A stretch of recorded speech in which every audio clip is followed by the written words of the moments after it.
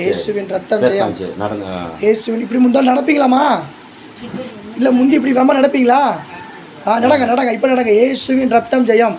இயேசுவின் ரத்தத்தினால் வல்லமை. இயேசுவின் நாமத்தினால் நடக்கிறேன். இயேசுவின் நாமத்தினால் ஓடுறேன். இயேசு இயேசு இயேசு அப்படின்னு இருக்காங்க. ஏம்மா இப்போ நீங்கள் நடந்தீங்கல்ல, சரி இந்த மாதிரி முதல் நடப்பீங்களா? நடக்க மாட்டேங்க. சரி உங்களுக்கு உங்கள் வயசு, சரி உங்கள் பேர் என்ன?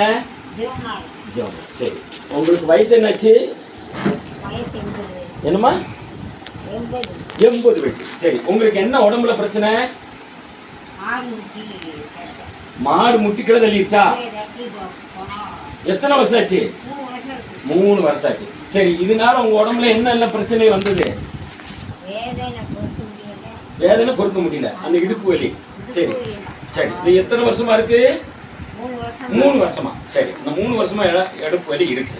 இப்போ நாங்கள் உங்களுக்கு எண்ணெய் பூசி ஜெபம் பண்ணோம்ல, அப்போ எண்ணெய் பூசி ஜெபிக்கும் பொழுது இப்போ உங்களுக்கு நடக்க முடியுதா? இப்போ நல்லா நடக்க முடியுது. இப்போ அந்த வலி இருக்கா? இப்போ வலி உங்களுக்கு இப்போ இல்லை. அப்போ உங்க வலி ஏசப்பா நீக்கிட்டாரு, சுகம் கொடுத்துட்டாரு.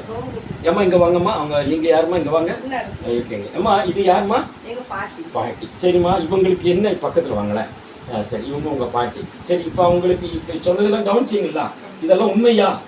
அப்போ எத்தனை வருஷமா அவங்க கஷ்டப்படுறாங்க? சரி அது 3 வருஷமா அதுக்கு என்ன பிரச்சனை காரணம்? நடக்க முடியாது. சரி இப்போ என்ன பத்தி ஜெபம் பண்ணும்போது நீங்க பாத்தீங்கல்ல, இப்போ அவங்க எப்படி நடந்தாங்க? இப்பதான் பாத்திருக்கீங்க. இன்னைக்கு தான் உங்க பாட்டி நடக்கிறத பாத்திருக்கீங்க. அப்போ இப்போ அந்த வலி அம்மா இருக்குன்னு சொல்லிட்டு இல்லைன்றாங்களா?